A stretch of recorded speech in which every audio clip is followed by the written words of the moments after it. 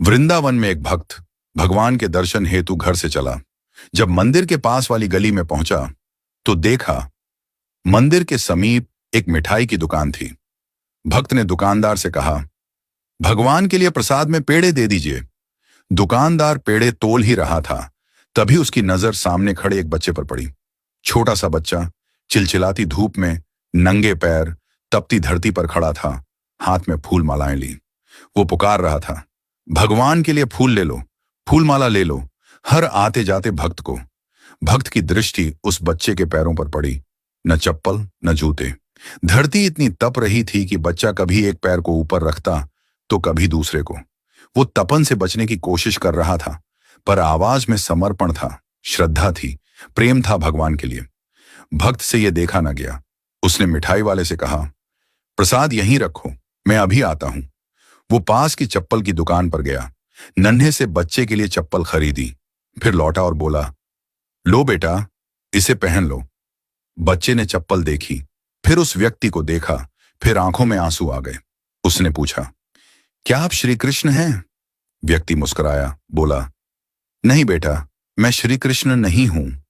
बच्चा जिद पर अड़ गया, नहीं, आप श्री कृष्ण ही हैं। मैं किसी को नहीं बताऊंगा, पर मुझे सच सच बता दीजिए ना। व्यक्ति फिर बोला, नहीं बेटा, मैं तो बस एक इंसान हूं। बच्चा बोला, तो आप श्री कृष्ण के दोस्त होंगे, क्योंकि कल रात मैंने भगवान से प्रार्थना की थी। भगवान, बहुत गर्मी है, मेरे पास चप्पल नहीं है, मेरे पैर जलते हैं, कृपा करके मुझे चप्पल दे दो। और आज आप आए चप्पल लेकर, इसलिए आप जरूर उनके दोस्त हैं। उन्होंने खुद नहीं आ पाए तो आपको भेजा है। यह सुनकर भक्त की आंखें भी भर आईं। उसने बच्चे को गले से लगा लिया और कहा, हाँ बेटा, श्री कृष्ण ने ही मुझे भेजा है। अब धूप में तुम्हारे पैर नहीं जलेंगे। तुम छांव में खड़े होकर भी फूल बेचोगे और तुम्हारे फूल जरूर बिकेंगे।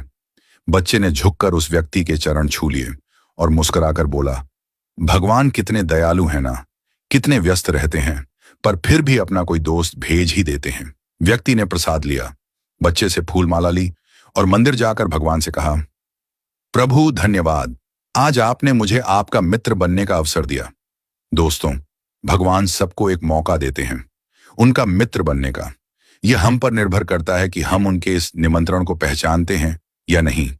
हर व्यक्ति, हर जीव भगवान के सामने नतमस्तक होता है, भगवान के सामने अपनी इच्छा रखता है, भगवान को अपने दुख बताता है, अपनी परेशानी बताता है, भगवान के साथ अपने हालात साझा करता है, और भगवान किसी भी जीव के भीतर प्रकट होकर के उस व्यक्ति की मदद करते हैं।